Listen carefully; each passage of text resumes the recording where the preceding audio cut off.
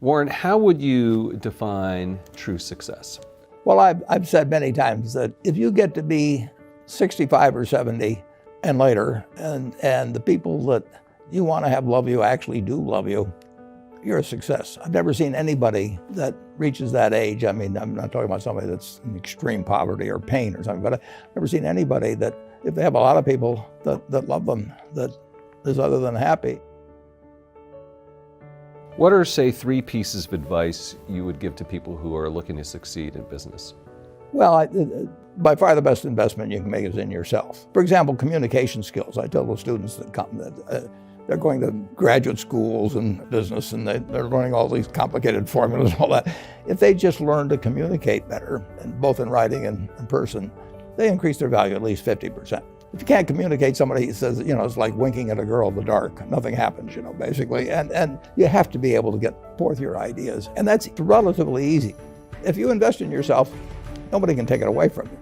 The second thing, which I'll get a certain criticism for not living it, but I do tell those students, that if I gave you a car and it'd be the only car you get in the rest of your life, you take care of it like you can't believe. Any scratch, you'd fix that moment. You read the owner's manual, you keep a garage, and do all these things, and you get exactly one mind and one body in this world.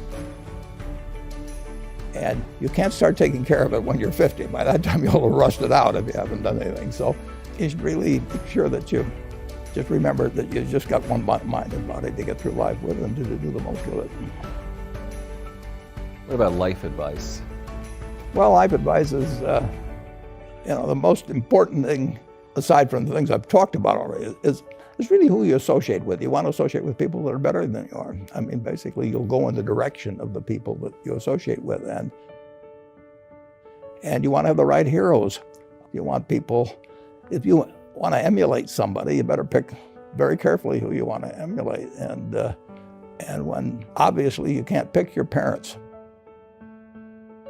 they're going to have an enormous influence on you, but you don't get a choice on that. But you get choices as you go down the line, and who you admire, who you want to copy, and the most important for most people in terms of that decision is their spouse. It's also important in terms of a partner in business, but the partner in life is the most important one. You want to pick a spouse that's better than you are, and then he or she, and you hope they don't figure it out too fast.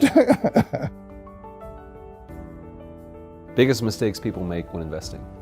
Well, they just don't realize that all you have to do is just buy a cross-section of America and then never listen to people like me or read the papers or do anything subsequently.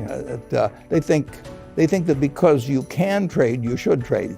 You buy a farm, you buy an apartment house, you can't resell it tomorrow, and the cost of moving around.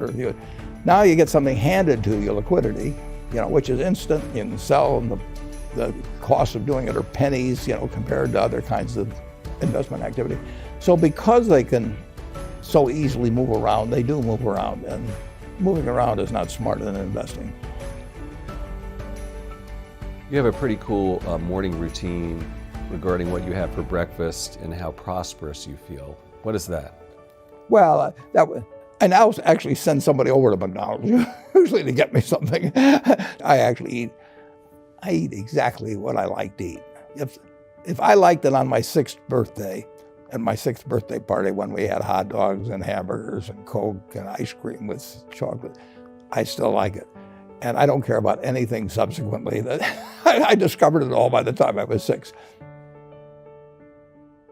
If somebody offered me a deal when I was 20 and said, you're going to live 1 year longer, instead of living to 88, you'll live to 89 or whatever it may be, if you eat nothing but broccoli and Brussels sprouts and onions and all these things, I just said, I'll take the last year off. It probably won't be that good anyway. So I eat what I like to eat.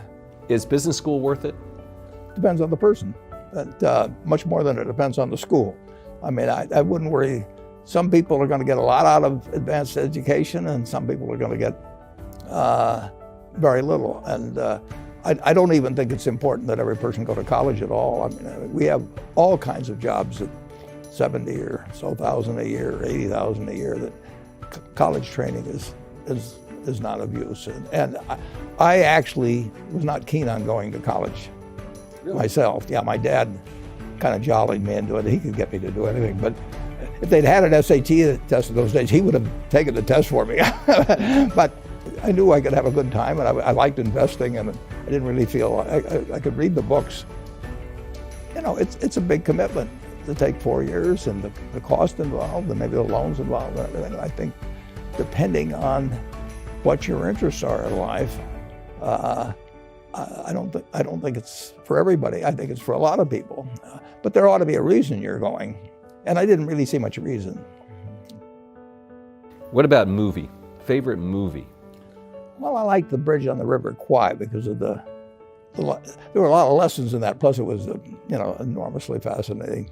The ending of that was sort of the story of life. He